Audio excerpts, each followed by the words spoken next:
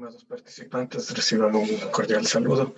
Vamos a revisar esta primera parte de esta unidad que se denomina Sistema de Planificación o la aplicación de lo que sería el Sistema de Planificación Participativa que ya hemos revisado conjuntamente con ustedes.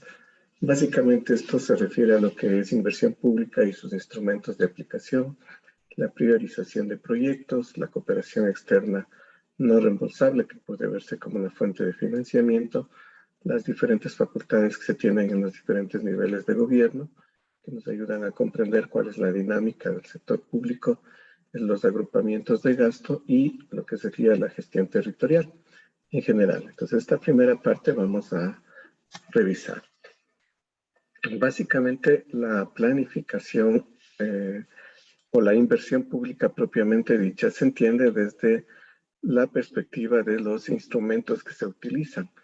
Y es así como podemos nosotros obtener a nivel de inversiones lo que se denomina el gasto corriente y lo que se denomina la inversión como tal. El gasto corriente vendrían a ser lo que son remuneraciones, servicios básicos o pagos de servicios básicos, y la inversión aquella que va a generar un beneficio para la sociedad. De ahí que el concepto de inversión pública se entenderá como el conjunto de egresos o transacciones que se realizan con recursos públicos para mantener o incrementar la riqueza y capacidades sociales del Estado. Esta se da a través de proyectos y programas de inversión pública, y es así como estos ejecutores deben disponer para poder ejecutar estos recursos o para ser autorizados de una evaluación de viabilidad de los estudios que los sustenten. Esta es una clave para cualquier tipo de inversión. Obviamente, la definición de plan de inversión vendría a ser la expresión técnica y financiera de un conjunto de programas y proyectos debidamente priorizados, programados y territorializados de conformidad con las disposiciones del Código Orgánico de Planificación y Finanzas Públicas. Estos, a su vez, pueden expresarse desde una temporalidad. Esto es, en este caso, a través de una inversión cuatrianual y de una inversión anual, que tienen correspondencia con el Plan Nacional de Desarrollo y con el Plan Operativo Anual que realizamos como instituciones públicas. ¿Cuáles serían entonces los recursos con los que podemos financiar la inversión pública? Básicamente fiscales o dados por el Ministerio de Finanzas, endeudamiento interno y externo, deuda pública, asistencia y cooperación técnica internacional, que no sería deuda pública si es que no es reembolsable, como el caso de la asistencia y cooperación, los propios de la entidad o autogestión por recaudaciones, por diferentes rubros que se puedan tener, y también los aportes de beneficiarios siempre y cuando estos sean en dinero. Si es que no son en dinero, no representan un flujo de caja desde el punto de vista financiero, pero sí desde el punto de vista económico. Y en ese caso sí debemos registrar, eso lo veremos más adelante. ¿Cómo se procede o cómo se autorizan los proyectos de inversión pública? Básicamente a través de lo que se denomina la priorización. Es decir, en el caso del gobierno central, la Secretaría de Planificación, y en el caso de los gobiernos autónomos y otros, a través de sus propios directorios. Se prioriza, o la priorización consiste en el análisis técnico, económico y financiero y social, en unos casos también ambiental, de los proyectos de inversión pública respecto a la pertinencia de su aplicación. ¿Sí? Y esto es una estrategia de plan de desarrollo que nos permite definir políticas, objetivos y de qué manera vamos a trabajar tanto en gobierno central como en territorio. ¿Quién determina la prioridad de los proyectos? Cuando se financian estos con recursos fiscales, las determina la Secretaría de Planificación. Cuando se financian con endeudamiento público y son presentados por entidades del gobierno, la prioridad también la determina la Secretaría de Planificación. Cuando estos se financian con endeudamiento público y son presentados por el régimen seccional, la prioridad la determina la propia entidad seccional. Sin embargo, cuando se requiere un aval del Estado, se requiere la prioridad de la Secretaría de Planificación. Aquí tenemos un cuadro resumen sobre el tema de prioridades, que es muy importante que ustedes lo revisen. Para las entidades que no conforman el presupuesto general del Estado, así como para las universidades y escuelas politécnicas, se seguirá el siguiente procedimiento. En el caso de las empresas públicas, a través de los directorios.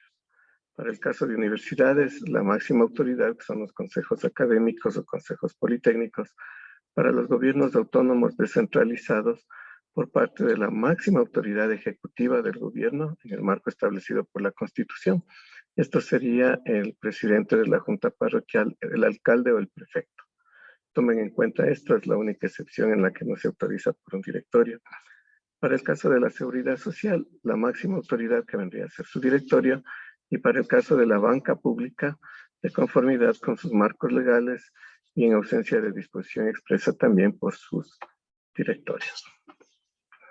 Para que estos proyectos puedan considerarse, deben previamente ingresar en lo que se denomina un banco de proyectos, independientemente de la entidad.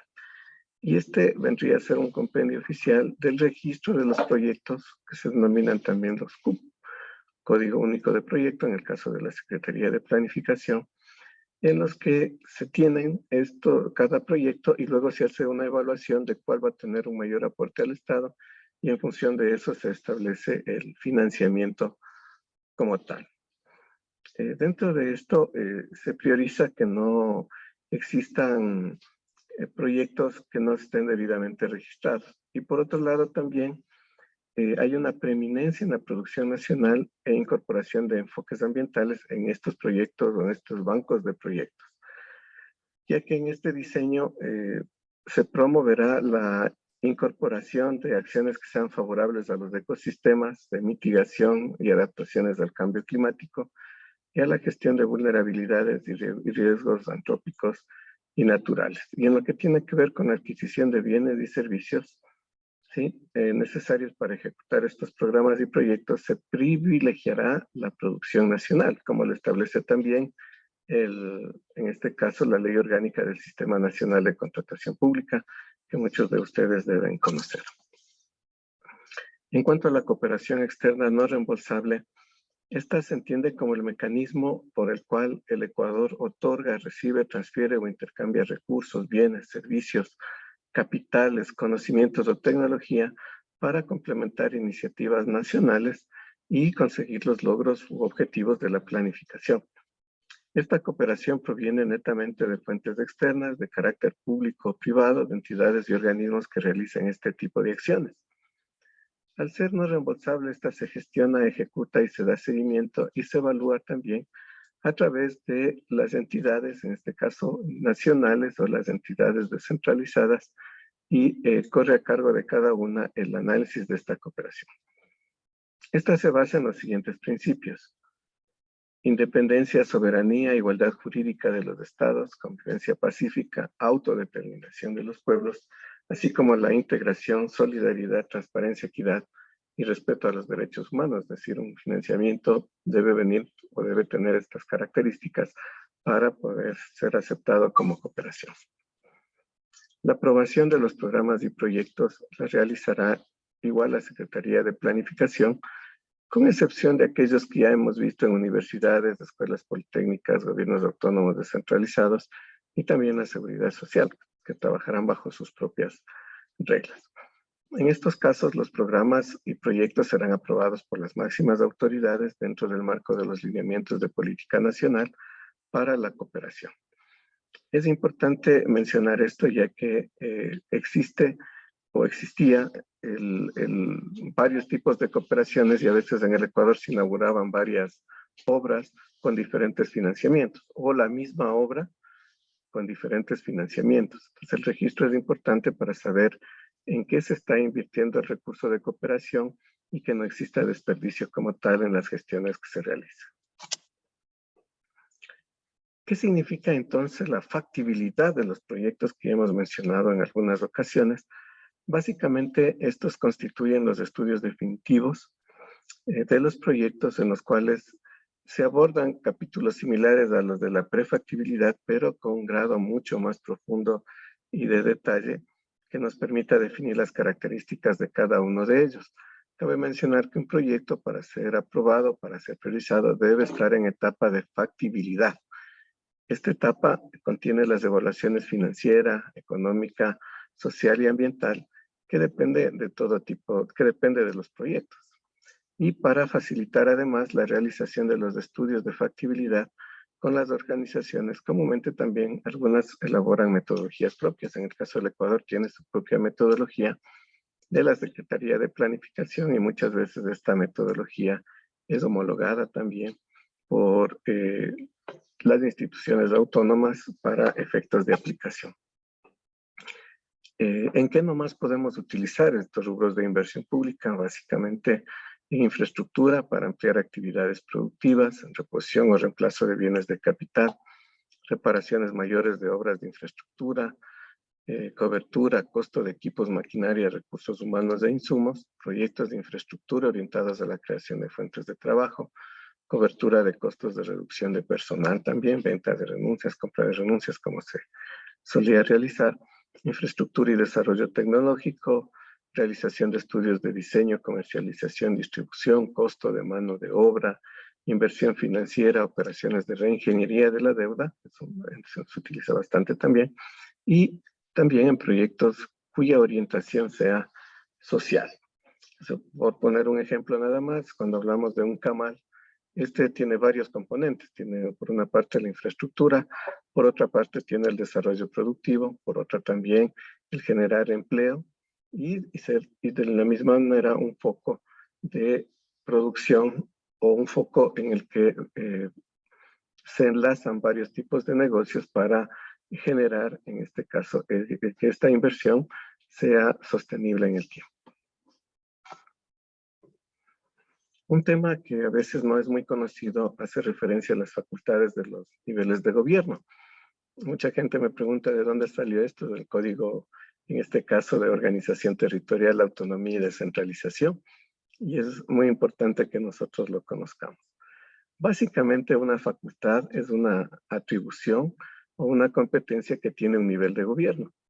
Las facultades son, ojo, ¿no? Rectoría, planificación, regulación, control y gestión. Están establecidos por la Constitución y la ley y a excepción de la rectoría, su ejercicio puede ser concurrente, es decir, más de una la podría ejecutar.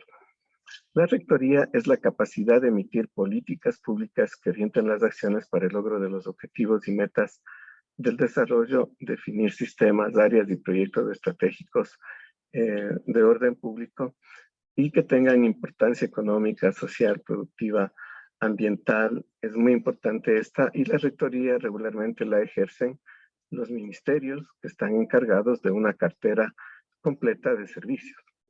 Entonces, por eso, cuando hablamos de la rectoría del Ministerio de Trabajo, la rectoría de la planificación, la rectoría de la producción, etcétera, estamos hablando de esta competencia que es la que define las políticas públicas. En el caso de los gobiernos autónomos descentralizados, pueden ejercer también la rectoría en el ámbito de sus competencias exclusivas y en sus respectivos territorios bajo el principio de unidad nacional, es decir, sin salirse de la rectoría establecida a nivel de política de Estado. Otra facultad es la planificación, que viene a ser la capacidad para establecer y articular políticas, objetivos, estrategias y acciones como parte del diseño, ejecución y evaluación de planes, programas y proyectos en el ámbito de sus competencias y en su respectiva circunscripción territorial, siempre dentro del sistema de planificación. La regulación es la capacidad de emitir la normatividad necesaria para el adecuado cumplimiento de política pública y la prestación de servicios para orientar o modificar la conducta de los administrados. Obviamente se ejerce siempre un marco de competencias y dentro de la circunscripción territorial de cada una de las entidades. Control, por otro lado, es la capacidad para velar por el cumplimiento de los objetivos y metas de los planes de desarrollo, normas y procedimientos establecidos para que se cumplan estándares de calidad, tener mayor eficiencia, mayor eficacia en las actividades que realizamos como Estado. La gestión es, en cambio, la capacidad para ejecutar, promover, prestar, administrar y financiar servicios públicos. Puede ejercerse de manera concurrente entre varios niveles de gobierno, dentro del ámbito de competencias y la circunscripción territorial correspondiente según el modelo de gestión de cada sector.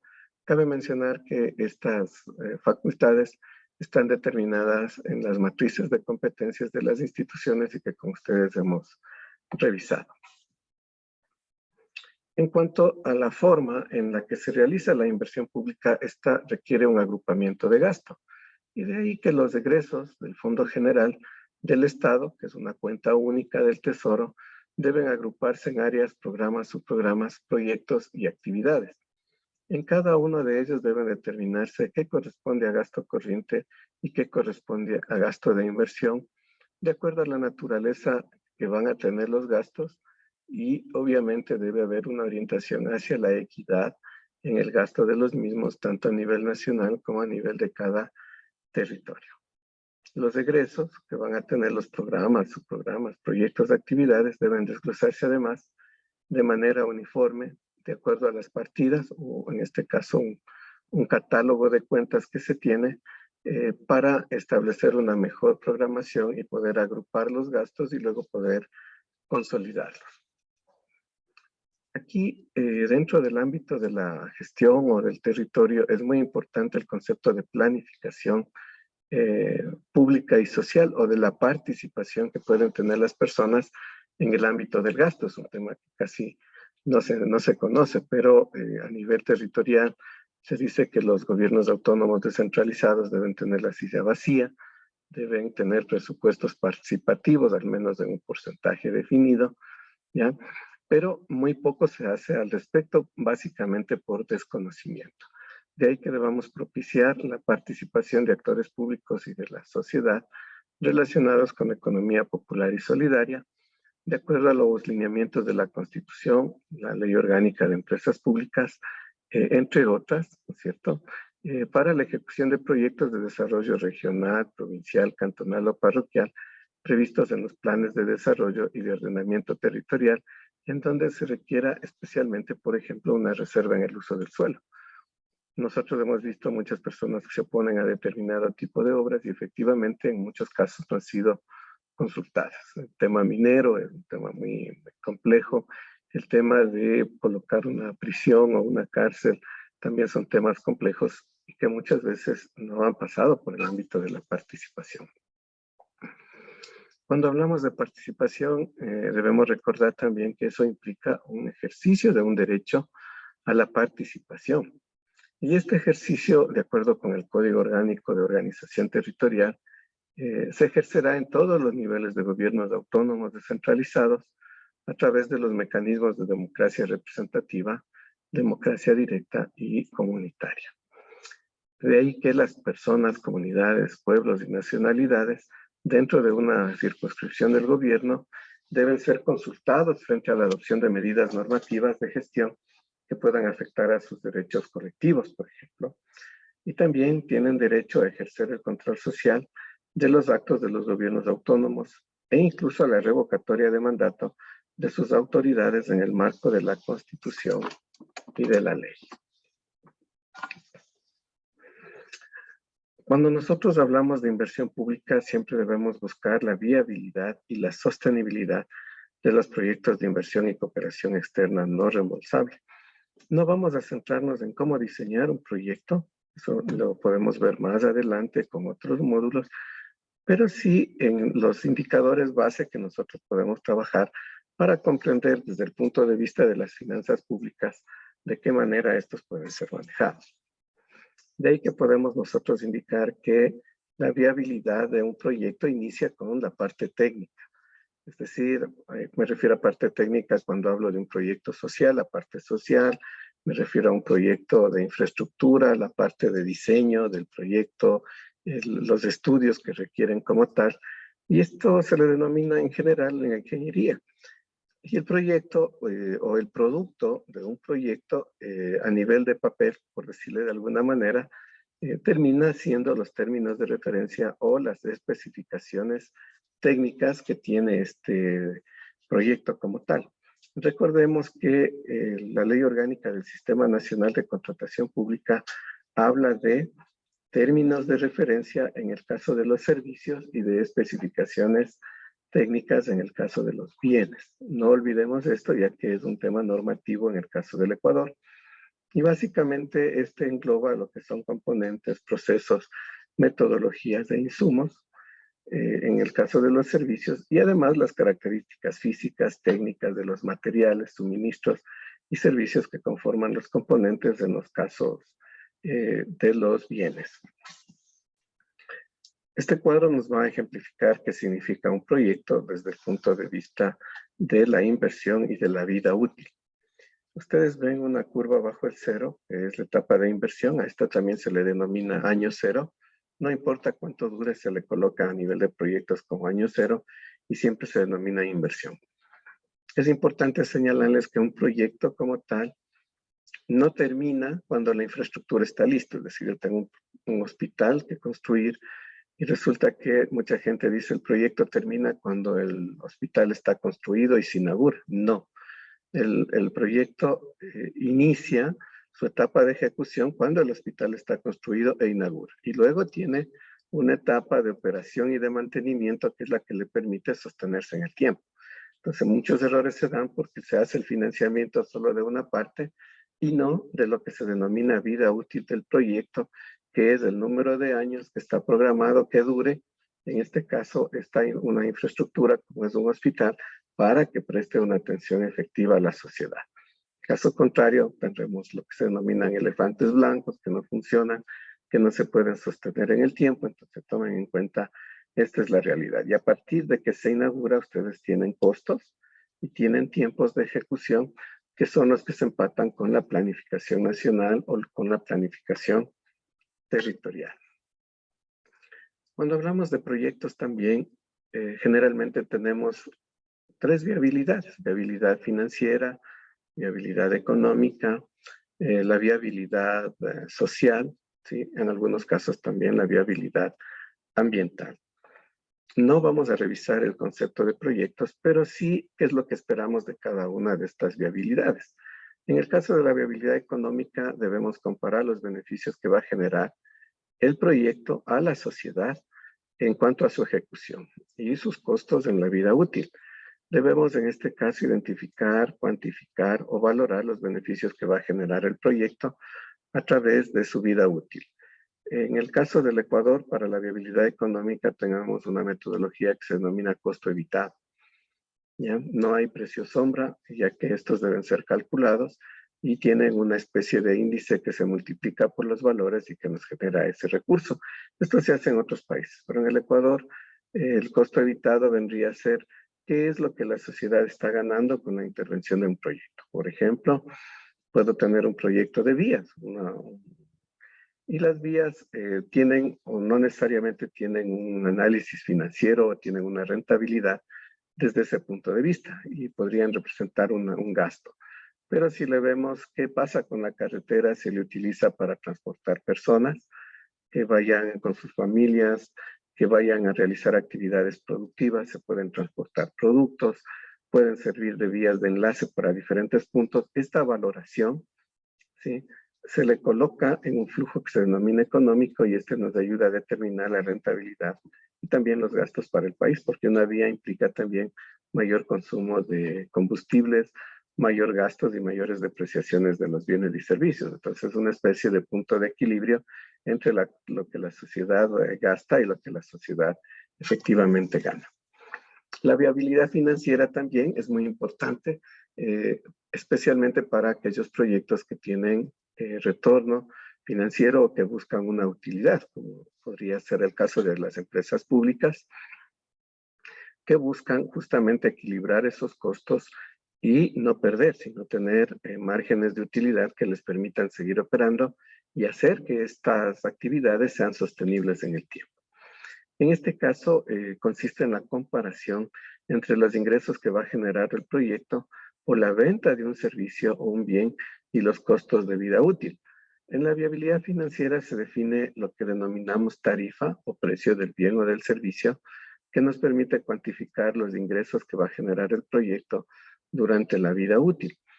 Tomemos en cuenta este tema de la tarifa o del precio en el caso de la viabilidad financiera, que es lo que nosotros pagamos por servicios o por los servicios que estamos recibiendo. Esto se puede validar a través de lo que se denomina un flujo de caja. Y nosotros podemos ver que en el año cero, como ya les he mencionado en la gráfica, se incluye la inversión, luego tenemos la vida útil del proyecto en N años, Y hay un año N+1 que se incluye como ingreso el valor residual de los activos fijos, también denominado valor de rescate o desecho, y el capital de operación. Aquí tenemos un ejemplo de flujo de caja. En el año 0 van solamente inversiones. Ojo, no, solo inversiones. No va nada de operación y mantenimiento. A partir de que se inaugura la obra, tenemos ingresos por venta de servicios, tenemos beneficios, tenemos costos de operación, costos de mantenimiento y tenemos una diferencia, en este caso denominada flujo neto de caja, que vendrían a ser los beneficios menos los costos. Y estos se consideran durante toda la vida útil del proyecto hasta el año en que se liquide el proyecto y de ser el caso de que se tengan que vender los activos, de enajenar bienes, etcétera, se le coloca para los valores residuales el año N+1, que es el que acabamos de explicar. En cuanto a lo económico es similar, pero varían, como les dije, las fuentes de los ingresos y de los gastos a través de esta metodología de costo evitado, que por el momento lo vamos a dejar mencionada nada más para efectos de aplicación. ¿De qué manera yo puedo valorar que un proyecto es mejor que otro? ¿Ya? De que una inversión es mejor que otra, ¿ya? A través de los indicadores económico-financieros que tienen parámetros definidos de evaluación. En el Ecuador se han definido 3 para el ámbito público, que vendrían a ser la tasa interna de retorno, el TIR, que muchos lo conocen, el valor actual neto, o WAN, y también la relación beneficio-costo. Vamos a revisar igual qué significa cada uno para efectos de que ustedes, independientemente de que trabajen en las áreas de finanzas públicas, etcétera, puedan interpretar, ver, verificar, porque muchas veces lo que nos pide también la normativa es que revisemos cuáles son los fundamentos del gasto y muchas veces esos no los tenemos directamente habilitados dentro de nuestras lógicas. Iniciemos con el valor actual neto, denominado también valor presente neto, que es la diferencia entre los ingresos actualizados y los costos actualizados a una determinada tasa de costo de oportunidad de capital. De esto vamos a hacer un ejercicio con ustedes. Esta es la fórmula de la actualización, pero vamos a utilizar en lugar de esto una aplicación en Excel. ¿Qué es importante para el caso de lo que estamos revisando nosotros? Cuando el valor actual neto es positivo, el proyecto es factible. El valor actual neto significa dinero. Dinero que me quedaría luego de ejecutar las inversiones. Si es negativo, el proyecto no es factible. Y si es igual a cero, el proyecto es indiferente. Es decir, me da lo mismo invertir en eso o invertir en otra cosa. Si yo tengo varios proyectos, esto me ayuda a saber con cuál voy a tener una mayor recuperación de recursos. La tasa interna de retorno, por otro lado, es aquella tasa que hace que el valor actual neto de un proyecto sea igual a cero. Entonces, en este caso, esta se refleja como un porcentaje. Y este porcentaje es el que determina si es que la inversión es adecuada. De hecho, es la que más se utiliza, ¿no? Entonces, cuando la tasa es mayor que la tasa de descuento, el proyecto es factible o es viable. La tasa de descuento vendría a ser la con la que yo comparo las relaciones que estoy teniendo de los proyectos, y en el Ecuador también la normativa establece que la tasa de descuento debe ser de un 12%, es decir, yo comparo y cualquier proyecto que sea mayor a un 12%, que es la tasa de descuento, este puede ser ejecutado. Luego tengo que comparar con varios otros proyectos y de esta manera se determina la priorización o aprobación del proyecto por parte de las entidades nacionales o subnacionales. Si esta tasa es menor que la tasa de descuento, el proyecto no es factible, y si es igual a la tasa de descuento, el proyecto es indiferente. Para poner un ejemplo, si yo tengo $10,000 y quiero hacer una inversión y el banco me paga 7%, y la inversión que yo voy a hacer a través de un bien, crear un bien o un servicio, es mayor a ese 7%, es de un 10, de un 15%, obviamente me iré por aquella que me dé una mayor rentabilidad. Eso básicamente es un ejemplo también de lo que estamos viendo. En cuanto a la relación beneficio-costo, este es el resultado del cociente entre los beneficios y los costos actualizados de un proyecto. Y básicamente cuando la relación beneficio-costo es mayor que 1, el proyecto es conveniente. Si es que es igual a 1, el proyecto es marginal, ¿sí?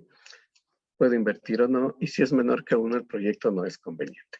De esto vamos a hacer un ejercicio con ustedes para que estén familiarizados con el uso de estos indicadores. Regularmente también se suele hacer un análisis de sensibilidad, porque a veces yo puedo tener ingresos, pero si es que estos ingresos, por ejemplo, se caen, como el caso de la pandemia, etcétera, ¿cuál sería el mínimo recomendado o de qué yo debo cuidarme para que mi proyecto funcione de mejor manera? Entonces, básicamente lo que se hace es variar, disminuir en un 5, en un 10% los ingresos, disminuir en un 5, aumentar en este caso en un 5, un 10% los gastos y ver qué es lo que sucede con ese flujo financiero o económico y de esa manera saber en dónde o en qué áreas yo debo cuidarme de mejor manera. Esto también me exige, en este caso, la inversión pública como tal.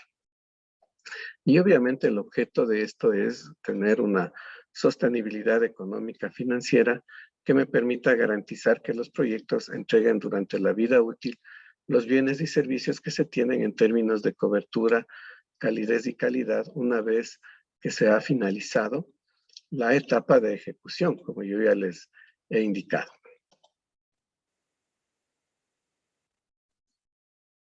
Muy bien, vamos a avanzar. Esta sostenibilidad social también puede definirse como equidad, género y participación ciudadana. Y como ya hemos dicho, los proyectos deben contribuir al mantenimiento e incremento del capital social del área de influencia y por tanto deben ser utilizados de manera que propendan justamente a la justicia social. Deben romper las rupturas sociales que comprometen justamente la naturaleza de los servicios que tiene el Estado, y esto se consigue con una activa participación de la comunidad. Por eso también en los proyectos se solicita que sean presentados con marco lógico, que existan actas de que se ha trabajado este proyecto con la comunidad, que está de acuerdo la comunidad y los beneficiarios con el ejercicio de estos proyectos como tales, y por tanto estos no van a ser contraproducentes para la gestión del Estado.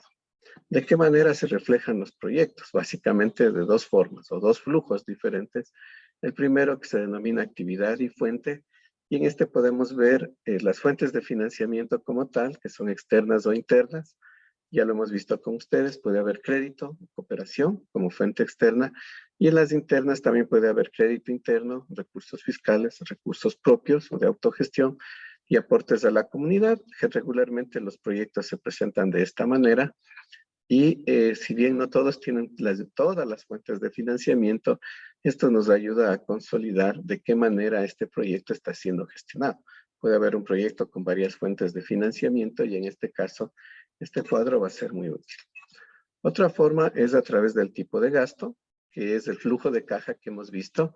Y ese flujo de caja básicamente, si ustedes se comiden en revisar los rubros, básicamente son inversiones, gastos de capital para inversión, lo que son operaciones y lo que son mantenimientos, que son los tres rubros base que tienen los presupuestos por tipo de gasto y que nos van a ayudar a entender esta dinámica de aplicación de estas actividades. Con esto hemos terminado esta primera parte. Vamos a ir a la segunda parte que tiene que ver justamente con la planificación y con la inversión.